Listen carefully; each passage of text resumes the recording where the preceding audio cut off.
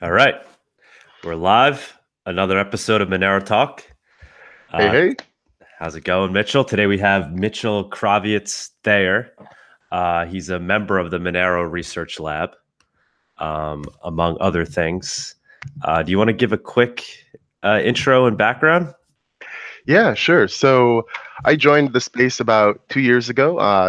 Started, like, I think, like a lot of people on Reddit, just learning around. Eventually moved into kind of Monero Research Lab, learning there. And, it's funny, I actually remember when I first joined, I understood like 2% of what is going on. And as I've been hanging out, picking up a lot more of ways that I can contribute kind of with my data science toolkit. And so kind of like my experience working with it has been a lot of looking for basically anything I can visualize, anything I can model, and anything we can detect kind of is what falls into my wheelhouse. And so yeah, I've been hanging out with the research lab for about a year. I also kind of have a side lab on Nonsense that does broader parts of the ecosystem. And then during the day, I don't know if people know this, I actually run a fellowship at Insight Data Science. It's like a 7-week program to help people transition into blockchain engineering. So have a whole bunch of different kind of projects up in the air. Yeah, I was looking at your LinkedIn. Definitely a lot of things going on. What is this fellowship thing exactly? And Yeah, how's that so going? it's great. So the fellowship, actually, the first cohort starts on Monday. So it's a 7-week program out in San Francisco, and as fellows come in, we spend the first 4 weeks doing a lot of like coming up with project ideas, brainstorming. The fellows come from a very mixed background. It's a lot of professional software engineers, postdoctoral academic researchers, a handful of people with different backgrounds that have just hacked their way into the space. And so kind of the common thread is that these are people who started to pick up some domain knowledge and kind of have the right skill set and want to make that jump into like full-time blockchain engineering and working in the decentralized consensus space. So it's a 7-week program. We spend the first 4 weeks doing these projects, and I plug people into industry experts and alumni who help them out with the technical stuff, with the product stuff. And then in the last portion, we do a whole ton of professional and career development. So we help the fellows with their LinkedIn, their GitHub, their resume. So kind of by the time they get to the end of week 7, they have a totally polished project, demo, slide deck, GitHub, LinkedIn, resume, and they're like ready to hit the job market. And then as I've been going through, I've met with about 30 companies in the Valley that are hiring for blockchain engineers.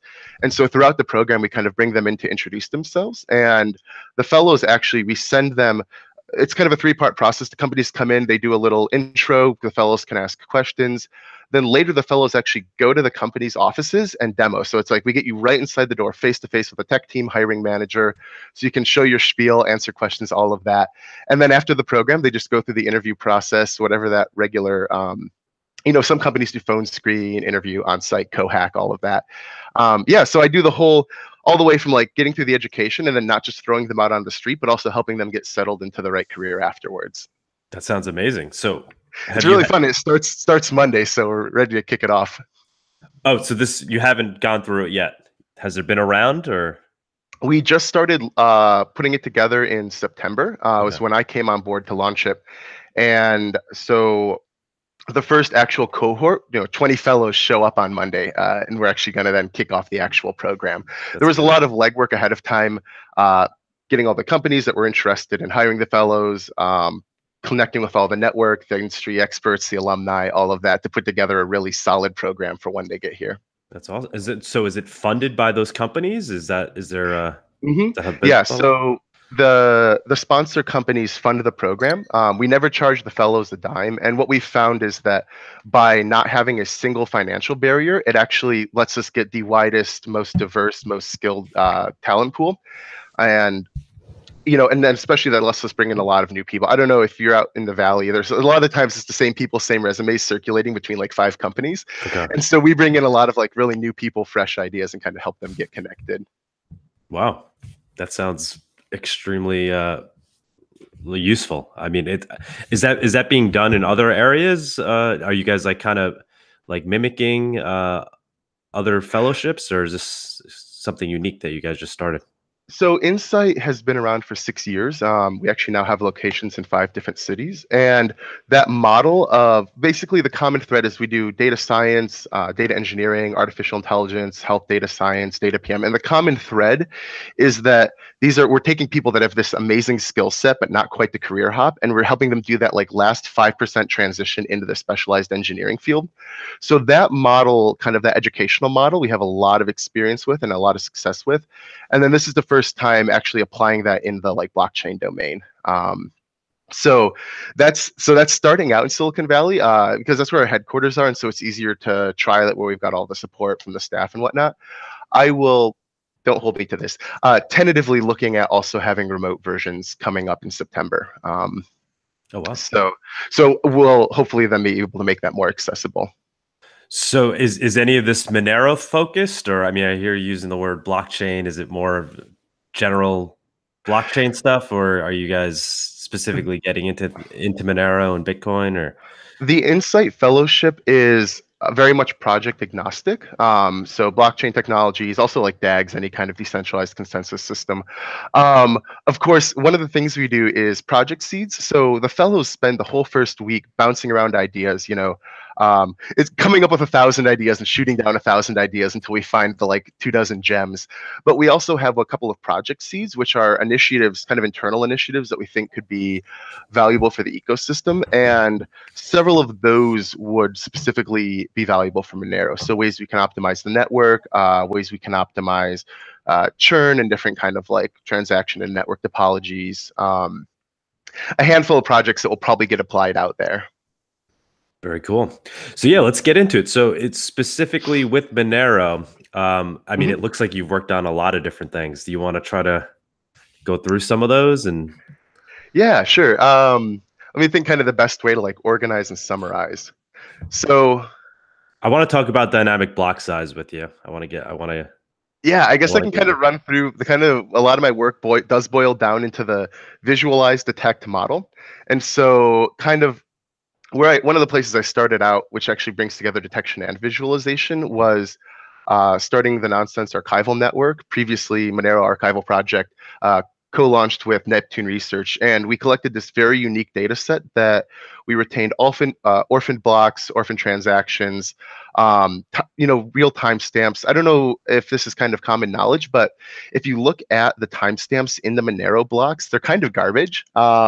There's this like plus minus 400-second window, and a lot of the times we'll get a block that was timestamped like a minute or two previously, even though it was just broadcast. Or we'll actually even see blocks that are timestamped from the future. And if you go onto the Monero chain, I kid you not, go like find a block explorer and poke around.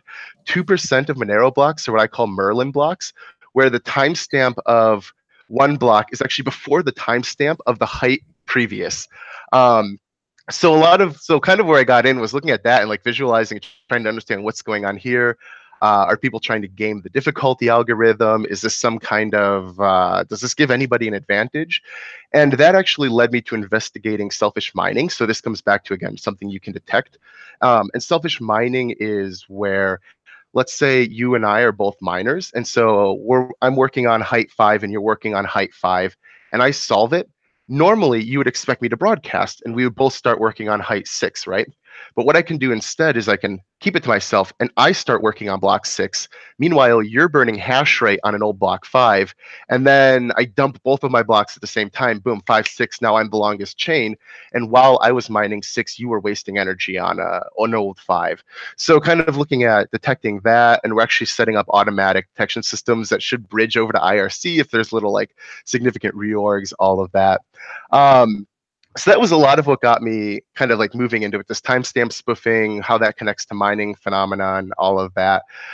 You may have run into, and this is more the visualization scheme, kind of the nonce patterns that made the rounds in January and February. So looking at, you would expect the nonces in the blocks, since they're just a general random number that brings the block hash below, brings the proof of work below some threshold, you'd expect them to be kind of randomly distributed. But we noticed with the presence of kind of specialized mining equipment that you get different patterns that show up in into the nonces. So went into a study of that actually had a lot of implications, where this number that was supposed to be meaningless actually revealed a whole lot of narratives. People mining from the bottom up, people mining random nonces, people that start at the top end of the nonce range and mine down. All of these different ASICs that batch out and kind of mine parallel numbers. Sorry, I don't know if this makes sense with hand gestures or not. Probably if you've read the article, it does. If not, so sorry. But anyways, so then getting into the modeling thing, back when I was working on mastering Monero in September, I was editing, I don't know, I think it's chapter 5 or chapter one of the middle of the book chapters, and I was writing about the dynamic block size. Oh, awesome. There we awesome. go. Yeah, and so I was writing about the dynamic block size algorithm, and it says, okay, so every 100 blocks, you can actually, sorry, let me speak more precisely. So every time a miner goes to mine a block, they need to look at what is the maximum size they're allowed to mine. And that's determined algorithmically. I'm going to start with referring to our old algorithm, so what we had between 2014 and 2018. The rule was you could mine a block as large as twice the median of the last 100 blocks. So if the last 100 blocks are about 100 kilobytes, you could then mine one, well, it's penalty free up to 300 kilobytes, which for context is like a handful of transactions.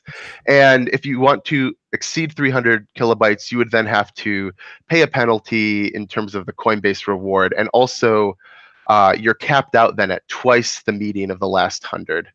Before I go on, does that make sense? Yeah, let's just zoom out for a second. If you just give a quick... Feel free to cut me off. It's easy for me to like go down in the weeds. Yeah, but no, but look, this is good. Let's focus on dynamic block size, which is where you're headed. Do you want to just give a quick overview of what dynamic block size actually is and what its purpose is? Why we have dynamic blocks versus static blocks? Yeah, actually, that's a good place to start. Okay. So there's a fundamental question in any decentralized consensus network or blockchain system, which is how big can be the parcels of data that we're passing along? And some cryptocurrencies have taken an approach where they have a fixed block size. So they say, back in the day, Bitcoin, it was 1 megabyte. You could mine up to however many transactions you could fit in 1 megabyte. Unfortunately, then it started to hit a bottleneck where the transaction volume was exceeding kind of what you could fit into the blocks. And that leads to undesirable conditions, such as transactions getting backed up or fees climbing too high. There's just a whole bunch of downsides. And so one way to approach that is to then try to figure out, well, should we change the fixed block size? And people who have been around for a while know that was a very contentious debate, 1 megabyte block versus 2 megabyte block, or SegWit or 8 megabyte. And it involves just a lot of kind of debate around really where you want to fix that size and where you want to limit. Because block size, it has value for like anti-spam attacks. You don't want to be processing 1 million transactions a second. But instead of trying to do this guesswork where we're like, okay, well, we think a 1 megabyte block will be good, and if we hit a brick wall, we'll change it. Monero took a different approach, which is allowing the block size to be dynamic. So up to 300 kilobytes, and for context, Monero transactions are around 2 kilobytes. So up to about 300 kilobytes, you can just fill the block that large, and there's no problem. And then if there's higher transaction volume, the dynamic block size allows that to slowly increase. And,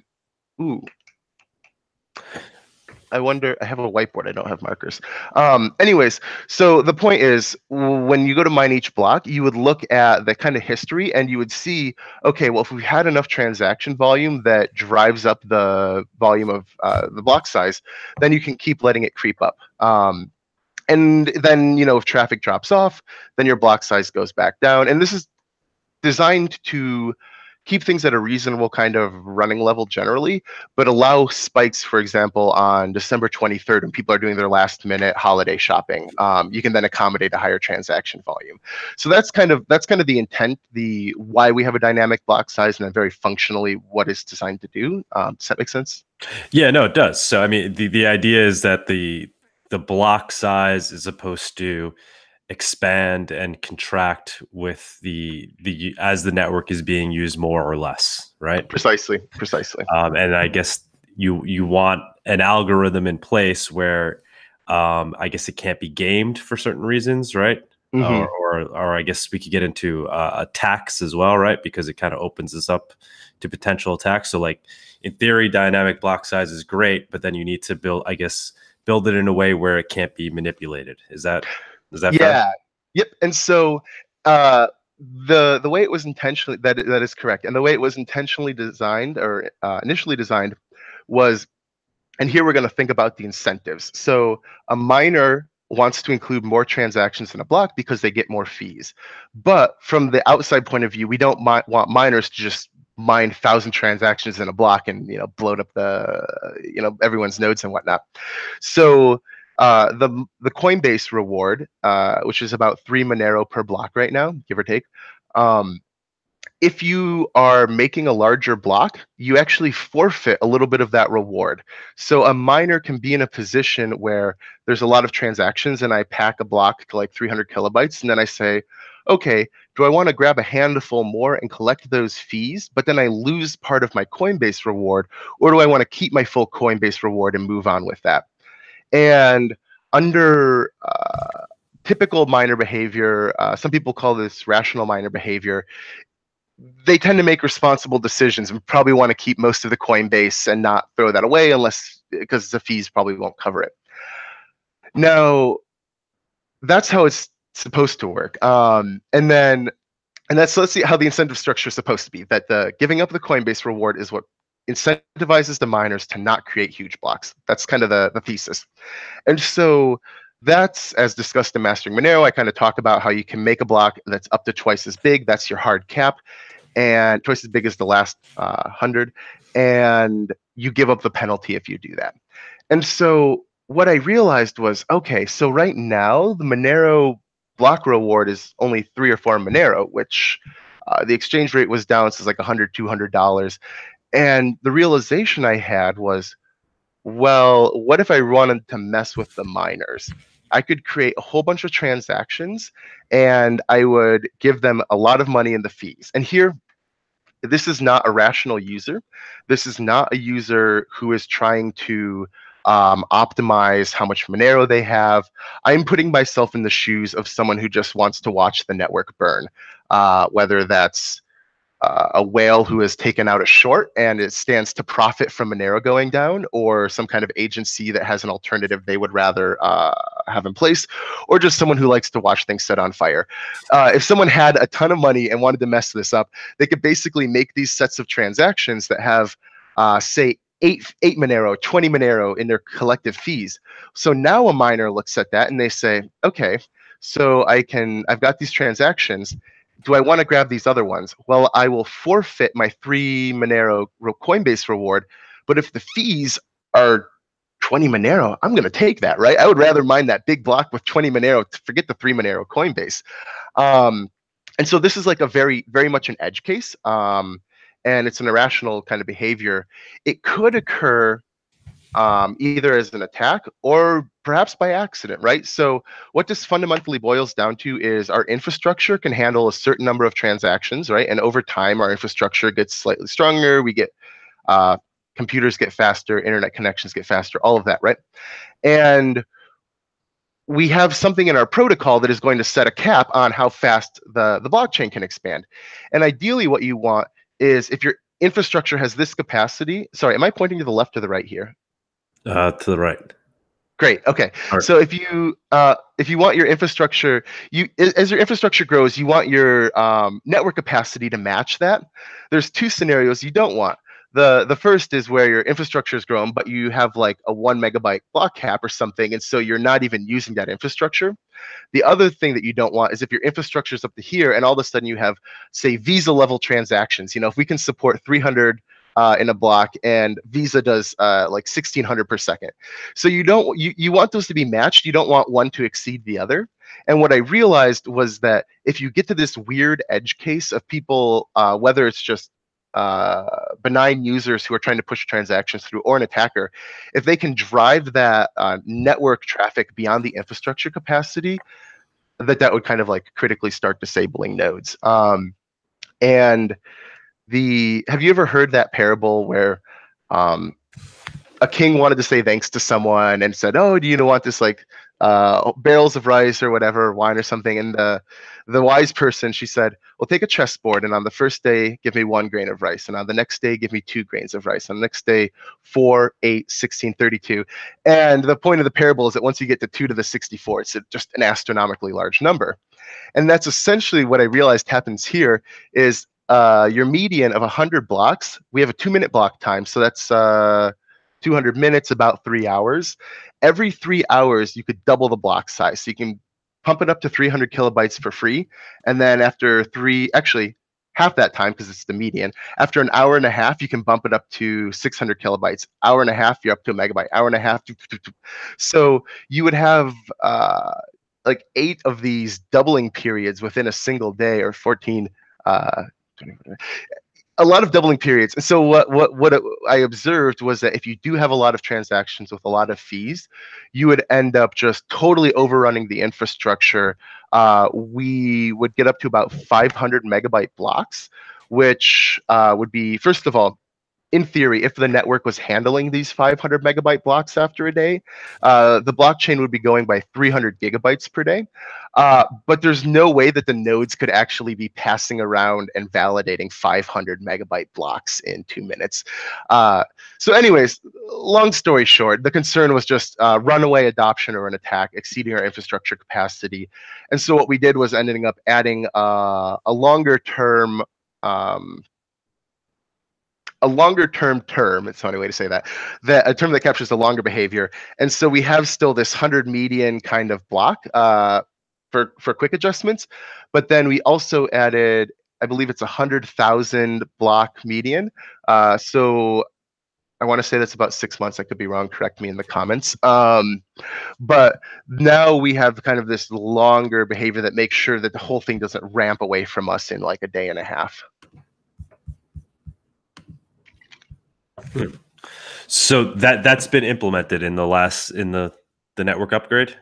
Yeah, we upgraded to version 14 at block 1788,000, and which was like March 9th. And so that implemented the dual median that has a short term and a long term. Oh, go ahead. Do you think we're gonna need to make more adjustments as we get more feedback from the network and learn more things, or? Oh yeah, definitely. So I consider the dual median approach to be strictly a short-term patch. Where we ended up with was I kind of like discovered this in September, did some modeling in late 2018, realized we were kind of in trouble in January. And this is the Big Bang. This is called the Big Bang attack. Is that what it's called? Yeah. If it's malicious, it's a Big Bang attack. I call it Icarus adoption if it's accidental. But either way, same effect. So we kind of were in a crunch where the code freeze was in like a week or something. It was coming up very soon. And we're like, well, we don't want to leave this until October 2019. So we kind of came up with something that was short, sweet, kind of like puts in a safeguard that makes sure the network doesn't blow up over the next 6 months. It's not super sophisticated, and it's not as flexible. So it's, I think, just intended as a 6-month patch. And I'm actually really excited because I have like all these new paradigms I want to look into for the long-term solution. And so like a few of those, one would be, okay, sorry, I could like rattle through a couple of these. I don't know if that's useful. Yeah. One of them that I've been interested in is, I think Smooth and Saray kind of put this together, is right now we have this fundamental problem that it's multiplicative. You're always allowed to do something times the last whatever, something times the last whatever. And anytime you have a multiplicative function that's being maxed out, it's going to have exponential growth. And what they realized was, okay, well, what if we did linear instead? What if instead of twice the median or 1.4 times the median of the last 100, if you were allowed to add 300 kilobytes or something for each block, then instead of this like wicked exponential growth, you turn it into linear growth. So that's one option. That, by the way, all of these are like still pending modeling, still pending a lot of discussion. I'm not planning on putting any of them in tomorrow. Another one that I've been interested in is if we were to set a budget at each fork and say like, okay, we're going to make kind of a social contract to our miners that between now and October, we're not going to let the blockchain grow by more than 2 terabytes. And so then there would kind of be this 2 terabyte budget, and miners could kind of use that as they wanted. So if we get a big spike, we could take care of that. But you can't let things just like keep blowing up indefinitely. One that I definitely haven't worked all the kinks out, and this is more of an out there idea, would be if we added an encrypted voting feature, because who knows what the infrastructure can support? Answer: the infrastructure, the miners. So there's potentially a version where the miners start voting when they mine a block. They say, I can handle up to 10 megabyte blocks right now. And that way, as the infrastructure increases, they can just start indicating that in the blocks. Now, as a privacy person and a data scientist who is like looking for anomalies or signals anywhere, I would not want that to be plain text voting, because then I would start seeing, I would look at a block and I'd be like, okay, well, this block is the same number as these ones, so they're mined by the same entity, and I think they're using this software, and so it would need to be encrypted voting. So I've been playing around with like, can we bin it so that every 100 blocks, each miner is voting, and then at the end we do some encrypted algebra and see what we want to be the block size for the next 100. And so that then puts a lot of I think it puts the control of the block size to the people that actually know what the answer should be. And you can't like Sybil attack that by overvoting, because the vote is tied to the hash rate. But there's a lot to work out there. And then you could also potentially do a version, kind of a separate idea, where transaction volume isn't necessarily a good indication of network activity, because I could, in the background during this call, open up a script and just start generating 10 transactions per second, and that doesn't actually represent increased adoption. Number of nodes, that can also be spoofed, so you don't want to use that to increase monitor adoption. I have like the Monero or our archival network has like 6 nodes, so you don't want to do that. But hash rate is pretty hard to spoof. So I think there could be a version where we use hash rate as a proxy for infrastructure, and then kind of base the block size off of that. Again, there's a lot of edge cases that opens up there. Really, everything I just listed has edge cases and attack surfaces, and a lot to consider. I think Saray has a cool idea for I won't go into details, but for like neurons, modeling that so you can have a spike but then reset. There's all kinds of stuff on the table. So now that we've got this like short patch in for the next 6 months, and we don't have this like existential fear of the Monero blockchain being 2 terabytes tomorrow, we can then go around and kind of discuss these ideas with a little bit more leisure. What is your take overall on dynamic block size versus what Bitcoin is doing and having their fixed block size? Do you think is Bitcoin, is that a critical flaw in Bitcoin, or can that work for them? Do you need dynamic block sizes? I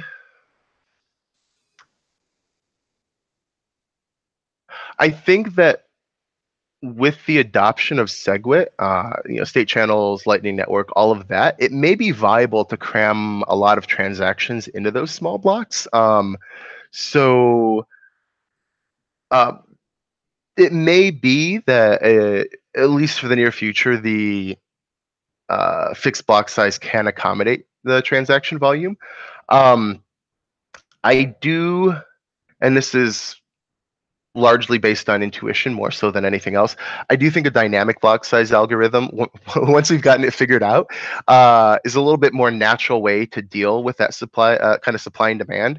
And right now, we don't have a good way to stick a Lightning Network on Monero or these second layer scaling solutions. And I think some people are working on that, but by and large, we're not in the next 6 months adding a Lightning Network. So because we don't have that way of addressing the scaling, I think we have to have the dynamic block size. Mm-hmm.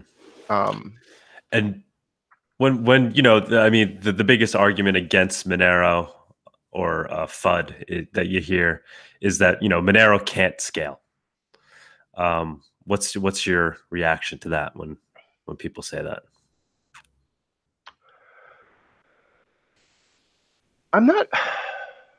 It's hard to scale.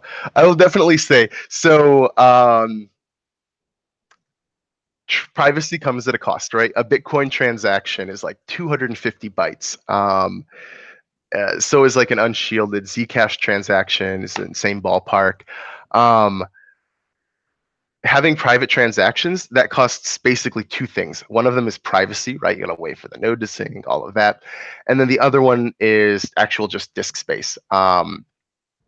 It takes, on the order of kilobytes instead of hundreds of bytes to make a transaction. So that definitely makes scaling harder, just because we're pushing around a lot more. I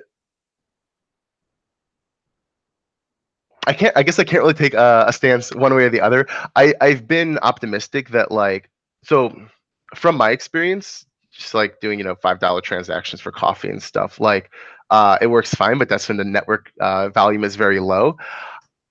I think that if everything scales up and we have the proper dynamic block size algorithm and the infrastructure, which in this case means network connections, validating / processing power, and hard disk space track along, I think it could work. To me, I don't see this thing of oh, we're going to hit a brick wall where it gets too big. I think as long as the infra follows the use, we should be fine. And people are also looking into other ways to optimize, and people are always looking at ways to optimize.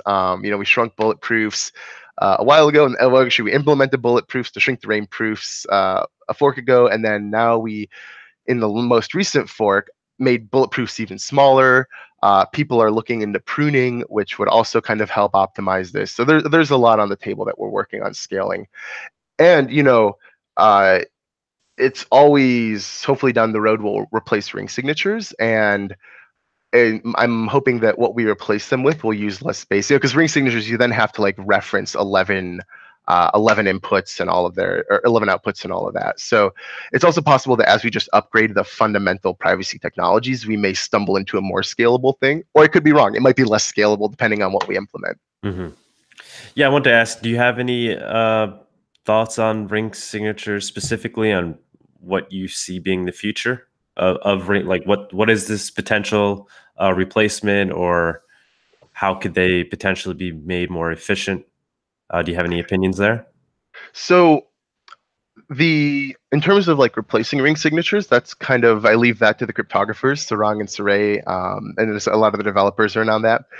One of my major foci right now is actually making our current ring signatures safer. And so some ways that I've been working on that are looking at decoy selection. So when I go to construct a Monero transaction, I have the true output that I'm spending, and then I go and I grab 10 decoys from anywhere from the blockchain, and then I'm going to mix them all up, and I'm going to say, here's the transaction. One of these 11 is where the funds truly came from. Unfortunately, this is where statistics can come in and kind of rain on everybody's party, because so imagine that most people are doing transactions kind of they get on an exchange, they move it to a wallet, they buy something, that store cashes it. Things move along on kind of a day, 2-day scale. If I go to make my transaction, and you sent me funds this morning, and then I go to send them to someone, and I pick any 10 decoys out of the entire 4 or 5 year history of Monero, almost all of them are going to be older, right? If we've got millions and I've just picked one of the most recent ones, almost certainly if I just pick them randomly, which I call this uniform, you can tell with pretty good certainty that probably the most recent one was the spend output. This is called the guest newest heuristic. It was originally published in one of Monero Research Lab's own papers, and then was also re-mentioned in, is it Mosier or Miller? The empirical traceability paper. And so it turns out that really how you select these decoys is crucially important, and any kind of deviation from this can start to give things away. So there's kind of two things I've been working on to address that. So far, does the way that I framed that problem make sense? Definitely, yeah. Okay, cool. So one thing that I've been building, and this is public in the nonsense repository, is a really quick piece of code. It's 2 or 3 lines, and it can catch if a transaction was created by this uniform decoy selection. Ideally, what we want to see, the correct way for a transaction to be constructed, about half of the decoys would be from the last 2 days, and then some would be older, so that you're capturing a lot of this very fast movement, but you're also leaving room for people to spend old Monero. So if you have this, if you have the correctly generated transaction, then if you look at the like average or the median age, it should be like 2 days, right? That's the goal. If you've made it correctly, the average is 2 days from the most recent output. If you have a uniform transaction, if you have one that was constructed incorrectly, that median age is going to be like 1.5 years. So it turns out that detecting incorrectly constructed transactions is pretty trivial. You look at the ages of your decoys, you subtract off the offset, and then you take the median. If the median is longer than, say, a week or 2 weeks, you know that it's incorrectly constructed. It's going to probably reveal the true spent output, and then that damages that decoy for all future and past transactions because you're showing when it was actually spent. So that's kind of one of the things that I'm working on now. I already have a proof of concept where I can feed in a transaction and it will flag it if it's incorrectly constructed. And I think one of the things I would like to do is request for this to be implemented at the consensus level in the next upgrade, because we're at a point where like I could take you or any kind of random viewer, I could show like 3 or 4 transactions, be like, this was right, these are what they look like when they're wrong. And you could literally page through and go right, wrong, wrong, wrong, right, wrong, wrong, like just by eye. And so like if it's that obvious and it's always revealing a true spent output, we should just block that at the consensus level. And what that would do effectively is people using the correct wallet, they would never notice it because the correct wallet generates it correctly, the transactions go through. And if a developer working on a third-party wallet tries to take shortcuts or doesn't read the specs or just goes, well, heck, I'll select from anywhere, then their transactions will be rejected by the network. They would have to go back and actually fix their code before they can start broadcasting. And so this is really not just to protect those transactions, but to protect everybody, because other people use those as decoys, and so you don't want to get into that. And a lot of people, I've mentioned this like once or twice, and there's often concerns of like, well, wait, but it's supposed to be randomly generated, so how can you verify it? And I really have to emphasize that just because something is selected randomly or pseudo-randomly according to some rules, or generated, not randomly, just because something is non-deterministic does not make it non-verifiable. Oh, did you mute? I think you muted. Hello? Can you hear me? Yeah, you're back. So the notion would be like, I could ask you to pick 10 numbers on the range 0 to 100 and weight them high. And even though you're picking them would be non-deterministic, I could still look at that and verify like that you didn't pick 0 through 10. So that's it. I don't think I can hear you. Can you say something real quick? Hello? Oh, okay, never mind. We're back. Okay. Anyways, yeah, so that's one of the things I'm working on. And then very related to that, and I'll just mention this for like 20 seconds, is transactions to have multiple inputs are fatally bad from a statistics point of view, in the sense that if I'm looking, even if the rings are constructed correctly, so let's say you have an old wallet from September 2016, and you go to spend those Monero, and you take like 3 of your outputs and put them into one transaction. What's going to happen is, even if each of those ring signatures is generated correctly, you know, you've got like a bunch of new transactions and then one member from September 2016, next ring signature, a bunch of new ones, and then one from September 2016, and the same one. And so looking at the transactions, again, it's like obvious to the naked eye. I could teach anyone to spot this. You just look down that row and you go, oh, okay, I can tell someone is cleaning out a wallet from September 2016. This is a transaction where all of those outputs were spent. So anytime they were used before, it was a decoy. Anytime they're used in the future, it's a decoy. And that's actually a really challenging problem to solve. And so that's something I've been working on, whether that, I think there's some low-hanging fruit. So part of it would be try to select like your oldest and your newest transactions. Don't just grab a bunch from September 2016. And again, this should all be wallet backend, not like user decision. So making more efficient algorithms for selecting which outputs get included. And then also just how do you construct the ring signatures? We shouldn't construct 3 independent ring signatures when we know that there's dependencies between the inputs. Anyways, that I'm still a ways out from fixing that one. So, and we could expect to see some of these changes implemented in the next upgrade? I'm hoping to have the uniform decoy selection blocker implemented in the next algorithm or in the next iteration. It's really only like 3 lines of code. You can set it to be very conservative, like a median of a year, and so you're going to have a very, very, very rare false positive rate. I think it should be pretty uncontroversial. I'm basically going to say, can somebody show me a single transaction that was constructed correctly and has a median age of more than a year? And I don't think anyone is going to be able to find a single transaction that has a median of a year and was correctly constructed. And so I think when we pass that test, hopefully it'll be a pretty non-controversial thing to include. Sounds Fingers good. crossed. So yeah, I mean, so it sounds like we're going to be working on ring signatures for quite a while before we actually move on to the next thing beyond ring signatures, right? I mean, yeah, it's we're kind not of swapping them out anytime soon. Is that? not to my knowledge, not soon, like Yeah. in the next months or anything. It's kind of we spend some time, more so the cryptographers, kind of researching the new technologies coming out and figuring which ones we could implement.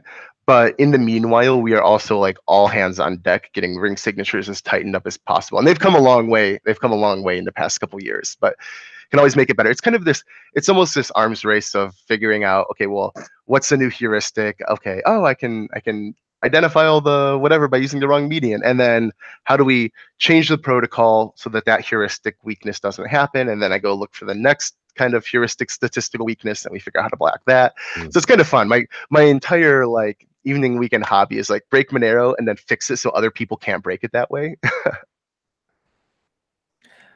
I want to jump back to dynamic block sizes just for a second. So, in terms of fees, as the network grows and there's more transactions on the network, fees will actually be coming down for the users. Is that correct? Because of the fact that there'll be more transactions squeezed into a block.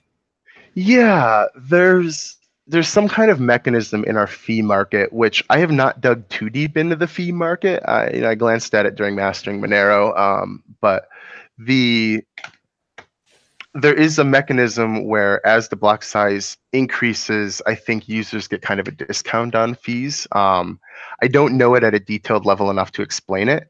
I have been fixated on fees in a different way. And I'm gonna stick this out as a blurb of something I want in the next update.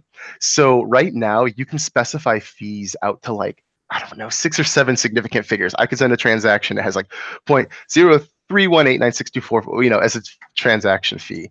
First of all, I don't think there's any reason we need 8 significant figures in fees. I think that leaks a lot of information, right? I can already take the blockchain and I can separate it into transactions constructed by wallets that use a few significant figures and wallets that use a lot of significant figures. And then I could even go in there and start looking at, okay, let's say I'm scraping Monerujo, Cake Wallet, X Wallet, and I'm keeping track of every time, what are they recommending per weight for, your medium, your high, your low fee. And then I can go to the blockchain and I can look at these extremely unnecessarily high precision plain text fees. And I can actually start to peg, I think this user was using this wallet with this setting, this user is using this wallet with this setting. And I can start to looking at the blockchain decloak users' wallet software, which I think is highly undesirable. And so the solution I would like to see for this, and I can't take credit, someone on Reddit had this like very elegant little suggestion, was what if we only allowed 1 significant figure for fees? So it can still be 0.1 or 0.0004 or 0.00009, right? You can do big fees, you can do small fees, you can tweak them, but that way you kind of like cap the information leakage at 1 figure. And so that would prevent me from sitting down and scanning the blockchain and decloaking everyone's software because it would be much more granular. So that's where I've been focused with fees. I haven't really been looking at the crypto economics side of it. Mm-hmm. Along those lines too, in terms of kind of decloaking and with this most recent upgrade, there was encryption data that's now being added, dummy encryption data that's now being added in each transaction. Yeah. Can you explain that and what the purpose of that was? And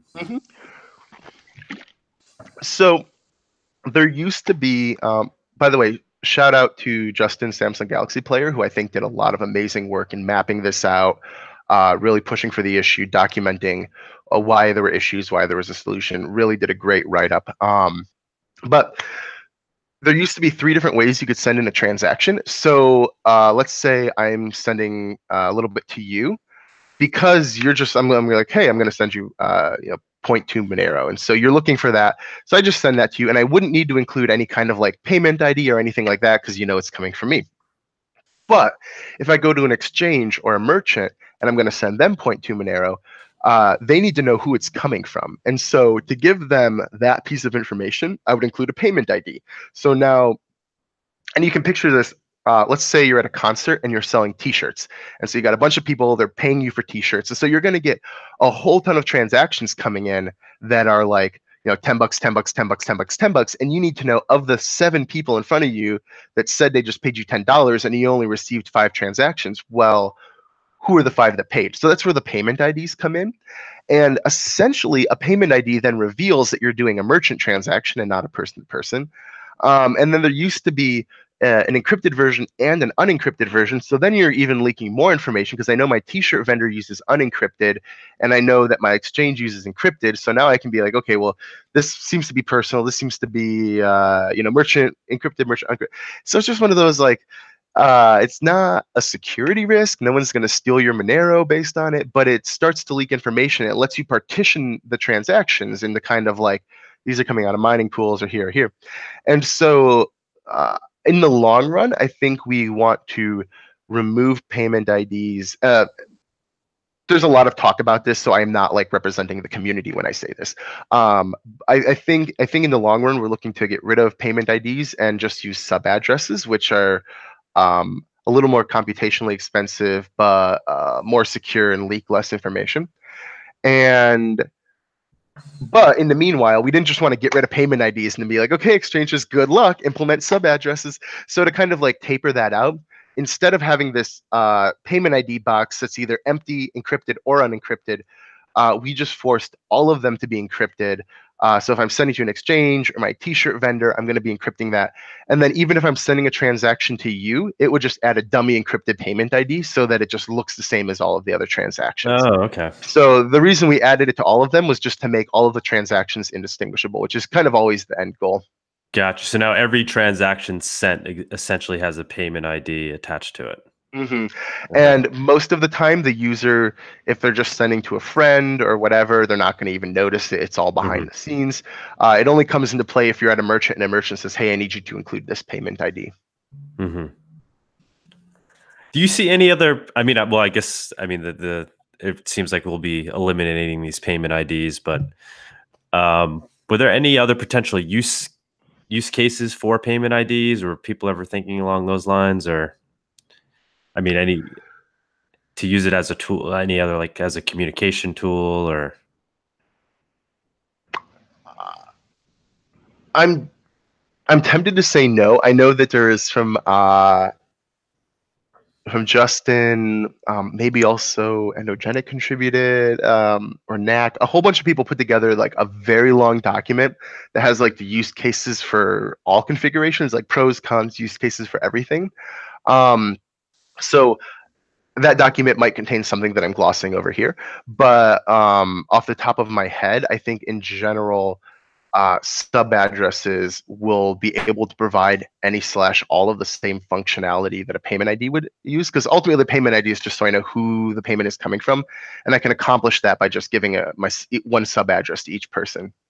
Mm-hmm. Oh, for any listeners who aren't familiar with, a sub address means you can have one wallet, and I can just generate thousands or millions of addresses, and I can give one address to each user. And then when I get an incoming transaction, I can tell which address that came from. So it's like having a whole bunch of PO boxes, and I give every single person a different box. So when something shows up, I know who sent it.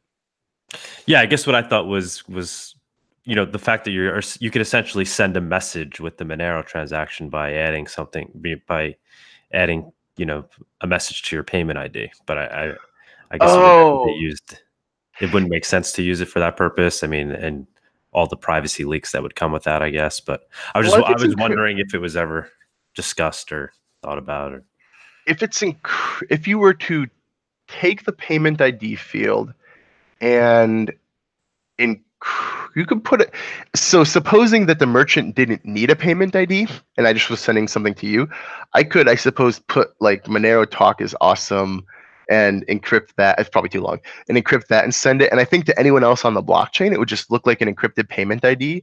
And I guess if you might be able to see that on your end. I usually get very wary of doing any on-chain messaging, because then you start leaking so much information: who's sending messages, how long are they, da da da da. But Loki, which is another crypto note project that's like a hybrid proof of work, proof of stake, they have a layer of service nodes that actually they're working on a decentralized messaging app. So that would be messaging based on crypto note, which I'm pretty keenly interested in that. But to my knowledge, I don't think we're looking at implementing that on Monero. Okay. What let's see, what else was part of the upgrade that we didn't talk about? Oh, I guess, well, the proof of work change, obviously that was a big thing. Do you have any opinion there? I mean, obviously that's a very hot topic right now in Monero, where we're essentially, what strategy we should be taking with ASICs, is, at what point do we allow ASICs to come back onto the network, or are we always going to be trying to avoid them? What do you think is the best strategy? Yeah. So, oh, actually, before we go down the ASIC rabbit hole, there is one change. Did we talk about about shrinking the mask? I don't think. One little change that is just like very elegant. We shrunk transaction size, and it's a total freebie, because you need to take the amount of the transaction. When you're constructing a transaction, you have the amount of that you're sending, and then you generate like a random mask, and then you use that to kind of hide what your amount is, and you broadcast that. And previously, the amount, where the value for the amount, that field in the block, was 32 bytes. But there's only so many Monero, so it's like, if you had hold on, how do I say this? So for the amount of Monero that exists in the ecosystem, even if you're putting all of it in a transaction, like, it wouldn't be bigger than 8 bytes. And for some reason, we were using 32 bytes. So you can imagine if you had a parking lot with 1,000 parking spaces, but they were all numbered with like 8-digit numbers, right? And so all of these parking spaces have a ton of digits and all just 0, 0, 0, 0. And so NAC, KNACCC, was kind of looking at a little project proposed by Ilya, and noticed, oh, why are we using this gigantic field to store a small number? And so knocked off some transaction size by saying, well, we only need 8 bytes instead of 32. And on top of that, this like mask that's used to obscure the value, previously you would be randomly generated and then broadcast along with the transaction. So again, that's 32 bytes added to your transaction and then stuck on the blockchain forever. NAC realized, well, actually, you can just you can make that deterministically based on a shared secret. And so then you don't need to send it to the other person, because the recipient already has a shared secret. So instead of them reading the mask off the blockchain, they just generate it themselves and take it off to see the value.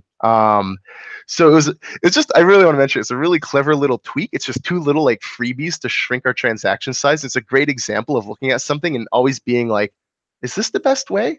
This works, it's secure, but is it the best way?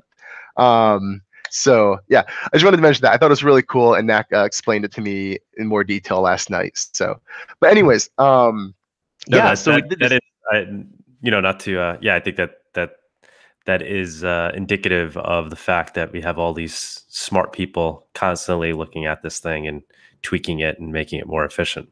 Mm-hmm. So how much did it shrink it by? What would be?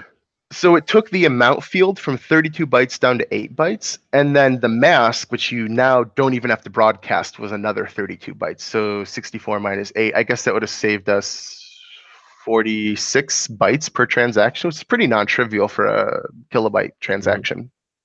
That's great. Yeah. But then, yeah, so the whole crypto note POW tweak, that has been a trip, right? Yeah, I mean, I don't really know. I'm just trying to listen to the smart people in the community. I mean, it seems like the best idea is to kind of implement this random X as soon as that's ready, as a way to keep the ASICs at bay for as long as possible. Yeah, and I think The end goal of eventually letting them join the network once we think we're ready, right? In terms of the fact, once we think that ASICs will be commoditized, right, to the point where anybody can kind of plug an ASIC in. Yeah, that's kind of what I'm hoping. So what we have been doing is actually, I'm gonna like rewind a little bit and start from the ground up because that'll kind of get to where I am going with this. So there's kind of a couple ways to mine Monero. There's CPU and GPU mining that are kind of on the same ballpark of efficiency. And when we want mining to be egalitarian, meaning we want it to be like kind of anyone can hop in, anyone can participate, grab their computer, grab their phone, start contributing to the network security. Excuse me. You want to keep everything kind of on a level playing field. And I define level playing field as unit of mining power, so like hash rate, per unit of energy, right? So if I'm going to pitch in, if I'm going to spend, say, $10 of electricity and I get 1 unit of mining power, and you spend $10 and you get 1 unit of mining power, right? We're kind of even. And it should be perfectly fine if I want to put in, twice as much money and get twice as much mining power, right? That's ideal. It's linear. So if I put in 10 times as much money, I get 10 times as much mining power. That's kind of the goal. Now, the issue with if that relationship is broken, so let's say I pay $10 per unit of mining power, you pay $10 per unit, and then someone shows up and they can get 100 units of mining power for like a cent. Well, now we're in trouble. You and I are burning our electricity bill and having a little bit of contribution. There's someone over there, boom, with just like orders of magnitude more hash rate. So for me, what it ultimately boils down to, whether some situation in the network is fair or not, is not what the chip is. Is that a CPU? Is that a GPU? Is it an FPGA? Is it an ASIC, right? Those are just types of silicon, right, in different arrangements. What really matters is how much hash rate are you getting per watt of energy or per dollar, essentially the same. Now with that framed, that's the issue with ASICs then, is that they get a lot more hash rate, mining power, per amount of energy, in other words, per amount of input dollar. So if we want to restore this to level ground, what we had been doing was saying, okay, well, everyone's got CPU, GPU, and so what we're going to do is we're going to brick the ASICs off. And ASICs are like really fast, dumb workers, right? So they can do one thing very, very quickly, but they can't learn something else. Once the chip is written, that's what they're doing. And so what we thought we would do is, well, every 6 months, we'll just tweak the work. So everyone's CPU and GPU, they can just keep on mining. And all of these ASICs, they're dumb. They can't learn to do something else, so they go in the garbage or start mining other coins. The issue is that like 6 month timeline doesn't quite work out. And I actually I talked to some people in the industry, and one of them was like, oh yeah, Crypto Night ASIC, I could tape that out in 15 days, prototype it, get it up to the line in another 15 days. And on day 31, I could be rolling out Crypto Night ASICs. I'm like, oh, okay, so the 6 month timeline doesn't work when someone can whip together an ASIC in 31 days. So we realized like this is definitely very much an unsustainable thing. So what we've done at this fork is we've added in random integer math. So it's called Crypto Night R, which is Crypto Night R, which is just version 4, or variant 4. And what that does is it adds random integer math. So based on the block height, it's going to generate a bunch of random instructions like add these numbers, then subtract, then rotate a bit, then multiply, then XOR. And so it kind of makes this just like string of instructions that a CPU and a GPU being flexible can follow the string of instructions, and an ASIC being very, very single-mindedly ability can't do that. So based on people I've been talking to in the industry, it sounds like the Crypto Night R algorithm probably is ASIC resistant. I'm not betting on it, but is most likely ASIC resistant.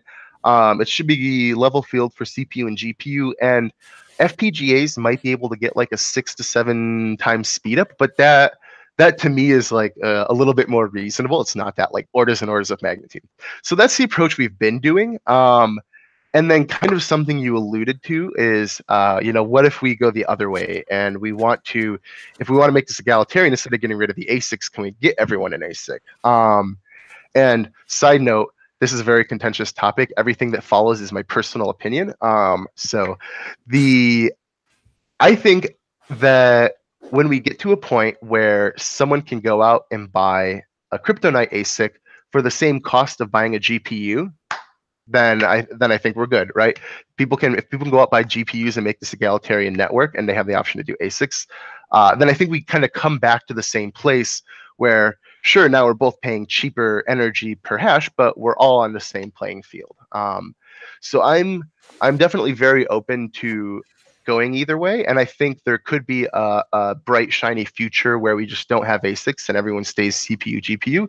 And there could also be a bright, shiny future where 2/3 of Monero users have a little box in their kitchen that's mining and generating a little bit of income on their ASIC. So I'm very much open to seeing how that unfolds. And there's a big community meeting being scheduled to discuss that. If you go to the GitHub, there's a topic on where to go with that. Yeah, we were trying to get one of the ASIC producers on the show also to talk about that. So do you? Have you been able to? I might be able to ask around. Yeah, I've been talking to one guy. We'll see what happens. We'll talk off channel. Yeah. So what's your thought on RandomX then? Do you think you do think that will suit the purpose for some time, or you think even that can potentially, an ASIC could potentially be made for that? I'm gonna have to not comment on that, because really this kind of pouch week work comes down to very low level stuff. I think in Python, I think in MATLAB, I think very high level. And really designing proof of work stuff is, you need to be like way down in the software, and on top of that, you also need to have knowledge of the hardware that's going to be designed to mimic that software, which is definitely outside my wheelhouse. So I can't really comment on the viability of RandomX. I'm optimistic. We'll see. But okay. Yeah. All right. Let's see what else I had in my notes here. I guess I just wanted to ask you some like the bigger questions in Monero that I always like to ask people anyway. Yeah. It's kind of like this. So I mean, the issue of Monero being perfectly binding or blinding, and therefore it can't be perfectly binding. Is that I'm still kind of trying to find out the ultimate truth there. Is that kind of a law of nature, a law of mathematics, a law of cryptography, or can we improve in that area as well and eventually have both? That's an interesting question. Definitely more of a cryptography question. I'm usually looking for signal from like empirical data, not signal leakage out of cryptographic stuff. I pinged Sarang about it and got a little bit of an explanation on how it has to do with kind of hiding the value, and if there can be collisions or different things that create the same one. But I think I would probably mangle the explanation. So I might defer that to one of the cryptographers, a little bit outside of my wheelhouse. Okay, figured I'd ask. Yeah. Let me see. Is there any other Monero topics you want to touch on? I think we did a lot. Yeah, I don't know. I think we covered everything out of the upgrade, and kind of the things I'm looking forward to for the next fork. So that's most of what's on my mind. I think the other big thing Mastering Monero will be talking about soon. So yeah, would love to have you guys, like you said, if we could have maybe a group of people on, right? Everyone. Yeah. Not, I guess obviously not everyone, but yeah, there were like 5 of us. Serhack was the lead author and put together just an absolute rock star team. We had Justin as the publisher, Gustav as the illustrator or as the designer, and Andras did amazing illustrations. And they're all really friendly people. I have to say, we worked together for the better part of a year, and it was just an absolutely phenomenal process. So I have been talking with Sarah Hack off channel, and apparently the electronic version is very close to completion. So, Okay, great. yeah, looking forward to that. That's been a fun journey. And you said a lot of these guys you haven't even spoken to yourself in person, or right? I've met Justin in person, Samsung Galaxy player. Mm-hmm. The other ones I have not. I actually don't even know where some of them are located. You know, it's all we communicated mostly by Trello board actually. Oh wow. Yeah, by the end we had to, after 8 months of editing, we had a Trello board with just like thousands of cards. But no, I think the book was obviously very well done and surprisingly easy to understand. Oh, that was the goal. That's good. Which is hard to do for Monero. Are you going to any of the? I think I saw you're going to like the Monero Con. That's in Denver. Yeah. Mm-hmm. Yeah. Okay. The that's coming up. I think is it June 22nd or something like that. Yeah, June 22nd and 23rd. Yeah. So I would say anyone who's watching and can get out to the Monero conference, you should. It's I mean, the conferences are really fun. Part of it, of course, is talks and new tech and all of that, but it's also really neat to meet people that I've only had a handle associated with and be like, oh, wait, you have a face, and and there's so many people in the community that I'd love to meet. So I hope you all come out and join us for that. Yeah, we'll be there as well. Very excited for that one. And then the Magical Crypto Conference. Are you going to that? When and where's that? That's in New York. They're throwing it right before the New York Consensus event. It's on May 11th and 12th. Well, I already have my tickets. What's that?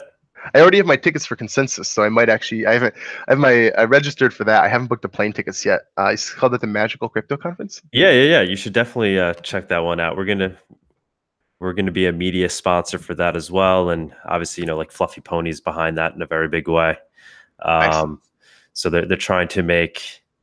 It's kind of like a little rebellion against Consensus, having their own little conference beforehand. I think everybody. Have you ever been to Consensus? Nope, it'll be my first time. Okay. I think there were a lot of complaints that it was becoming too much about the the scam coins and not enough about the real projects. Interesting. So in reaction to that. So it should be an interesting one. You should. Yeah, I'll try to come out for that. Yeah, you should definitely check that out. And then we're looking to throw a Monero after party that week. So we'll. I'll definitely be there. That'll be posted on Reddit soon as well. Awesome. All right, but yeah, thanks for coming on. Yeah, look forward to speaking to you again about the book. If we could put that together, that'd be great. Yeah, and I guess I'll be seeing you at these conferences. Yeah, this has been great. Thank you very much. Thank you. Thanks for your time. Yeah, have a good one. All right, you too.